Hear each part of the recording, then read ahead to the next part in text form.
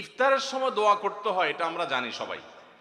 ইফতার খেতে দোয়া আছে সেটাও জানি। বিসমিল্লাহ বলে ইফতার খেলাম, ইফতার খাওয়ার পর দোয়া পড়বো আমরা, জাহাবাজ জামা ওয়াবতাল্লাতুল উরুক ওয়াসাবাতাল আজরু ইনশাআল্লাহ, অথবা আল্লাহুম্মা লাকা সুমতু আলা রিজকিকা আফতারতু। আমরা দোয়া এটা জানি সবাই। কিন্তু কেউ যদি আপনাকে ইফতারের দাওয়াত দেয়, ইফতার করায়, তখন তার জন্য একটা দোয়া আছে, ওইটা আমরা ম্যাক্সিমাম মানুষ জানি না।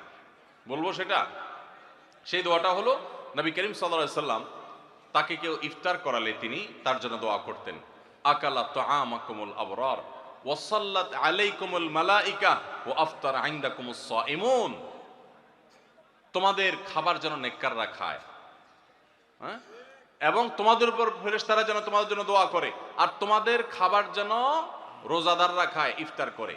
কেউ ইফতার করে তার জন্য এই দোয়া করা সুন্নাত। এটা আমরা অনেকে জানি না। তো এই দোয়া না করা, এটা আমার মনে হয় আমাদের সমাজের ম্যাক্সিমাম মানুষের মধ্যে আছে যে আমরা দোয়া করি না। ইফতার কেউ খাওয়াইলে খেয়ে চলে আসি, বড় জোর অন্য দোয়া পড়ি, কিন্তু এই দোয়া পড়া সুন্নাত এটা আমরা জানি না। তাহলে এটা একটা ভুল আমাদের রমজান কেন্দ্রিক।